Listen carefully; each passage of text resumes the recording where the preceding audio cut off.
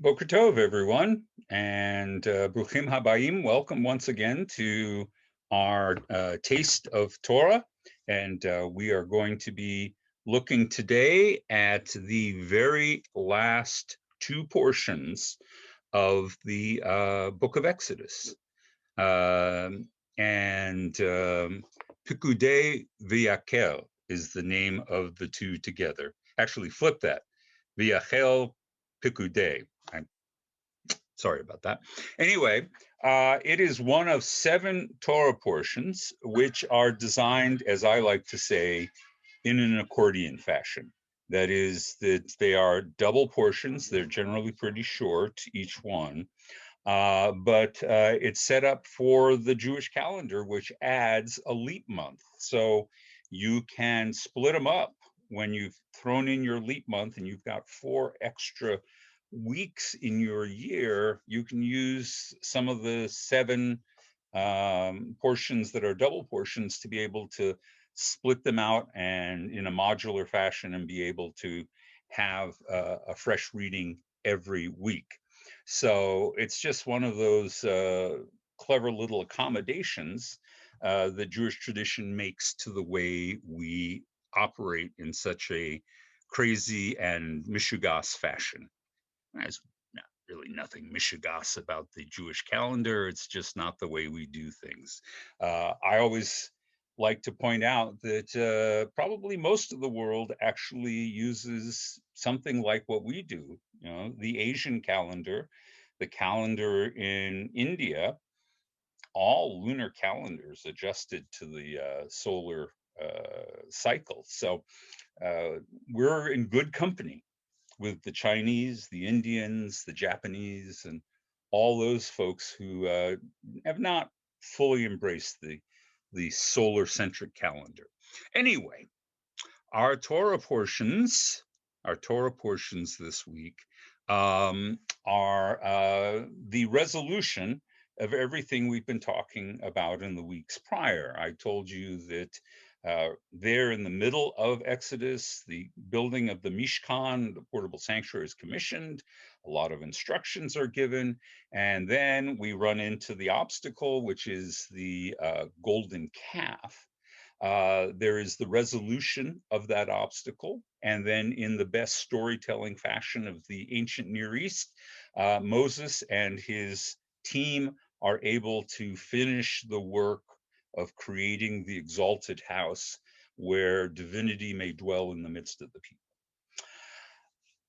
These Torah portions include things like the additional call for gifts, the commissioning of a master craftsman named Bezalel, which has the fabulous name. His name means in the shadow of God. That's a great name to give your children. All right. But in any case, all of this is happening. Now, first of all, there's a fascinating repetition, and that is that way back in Exodus 26, there was a call for gifts and materials to be given to make the sanctuary, and the people step up and they all do this. All right. So presumably, all the materials needed are there already. However, what happens at the beginning of our Torah portions here is that Moses again asks for people to contribute. In this particular case, he emphasizes precious objects and linens. And the people respond.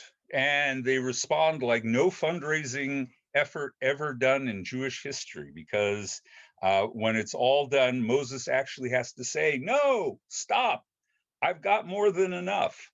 When does that ever happen? Why the repetition? Why the enthusiasm? Well, one could look back at the golden calf incident, which involved the people giving many precious objects for the creation of the idol to represent the God of Israel. And one could easily interpret this as a sort of a guilt offering, as it were, a psychological one, not necessarily a ritual guilt offering like was done in the ancient temple, but people are feeling bad about how things went. And so now they feel like they're going to compensate. Maybe they're going to overcome some of their shame by contributing generously to the authentic representation of God in the midst of the people, not an idol, but a portable building. All right. And I think that's probably why that story is there. The people are working to redeem themselves. And it's a pretty standard psychological behavior to think to yourself, well, how do I prove my contrition? I am going to contribute. I'm going to contribute generously to show that I've changed my ways. And so it actually reads fairly realistically, even if the idea that Moses would at some point say no to any more donations doesn't sound so realistic. But the idea that the people are contrite, they're back on the right track, they want to do the right thing by God, I think that's built into the story. Now, as we go forward, I do want to call attention to all the fantastic things that go into this. You know, the temple, not the temple, the Mishkan, and later the temple, but it seems like a simple project. Build a big tent. But as it turns out, there are endless components involved, and you have to have a whole bunch of stuff. So one of the interesting things that you're going to have to create a supply chain for are the various forms of incense and aromatic oil. So aromatic oil is based on our good friend olive oil, right? Olive oil is kind of the Windex of the ancient world, or if you prefer, it's the Swiss Army knife or something like that. It's a multi-purpose tool. It's essentially food, and it is used to enhance the relatively boring diet of the Israelites, and it's also used for cooking, but you can do all kinds of other things with it. It can be used as a salve for injuries, as we hear reported. It can also be used to mousse your hair, and it is used in any number of components and things that you want to create. So it's a very versatile material, but it's at the end of it, it's very central. It's very simple. On the other hand, you have to come up with other things. There are actually 4 ingredients for the incense, and there's 7 ingredients for the aromatic oil. One of the more exotic products is this. I like to collect these things. This is frankincense. You've heard about it. You've heard stories about it, frankincense and myrrh and all this sort of thing. This is frankincense. What is frankincense? Frankincense is really, come on out here, it's this, basically it's a resin.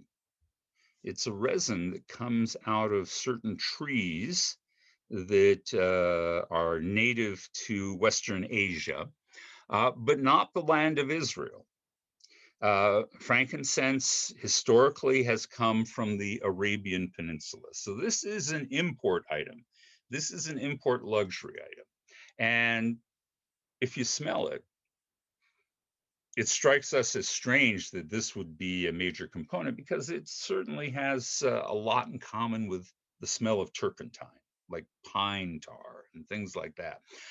But it is definitely, if you like that sort of thing, it's pleasant and it's distinctive, and it adds something special. So here you have the essentials, here you have the exotic. And the temple ends up being built out of both of those things. Which brings me to the second part of the portion, which has a confusing element. Now, earlier I talked to you about this other entity in the camp called the tent of meeting. And I said that probably the tent of meeting was both a kind of sheik's convocation tent where elders and people could meet with Moses, but it was also Moses's domicile. It was his tent. And we talked about the role that it played before the building of the of the Mishkan. Once we get to the final Torah portion this week, it becomes confusing. It almost seems like the two are the portable sanctuary, which is a tent, and the tent of meeting, which is a tent, become conflated. Sometimes it seems like the tent of meeting is either in or beside the Mishkan. At other times, they seem to be one and the same. What do we make of that? Now, a modern scholar would say, oh, look at tents. They're very important to Semitic tradition.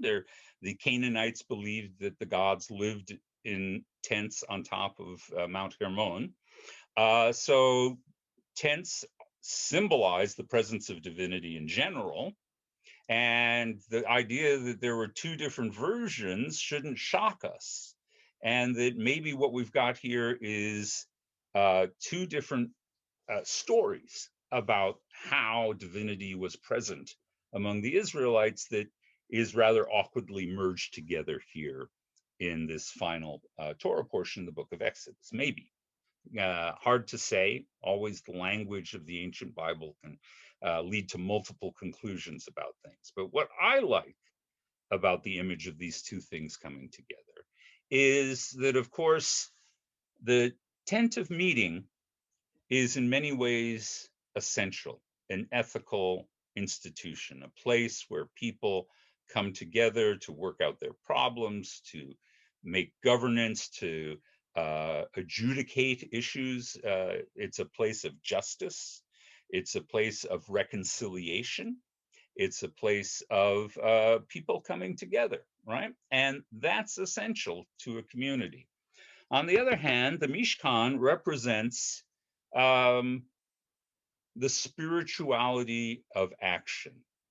The idea that our sanctuary should be exotic and different from our ordinary world, that it represents a bridge between the ordinary and the extraordinary. And and so people will find comfort in encountering the exotic, the unusual, and they will feel the profundity of rituals that they feel connect them to God. It's no different today. We Jews find that we are not of one heart on these kinds of issues. Some of us feel very strongly moved by our ethical tradition, and that's what makes us want to be Jewish. We want to, break the shackles, bring the prisoner out of darkness, heal the world, make things right. We are tent of meeting Jews. On the other hand, while others of us appreciate those values of Judaism, we also need that profound sense of being connected to something transcendent, something more than the ordinary tasks of life.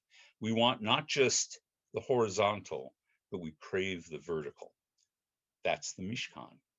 And however awkwardly those two things come together, and often it is awkward, that's what we strive to do in the modern synagogue. We strive both to be an institution of Jewish faith and practice and observance, but we also want to be a place from which Torah goes forth into the world. As it says, Ki mitzion Tetzei Torah. May we send the Torah out from Jerusalem, and that includes all of the values and all of the compassion and all of the justice and all of the healing and reconciliation that we know is absolutely necessary for us to thrive and succeed in the world.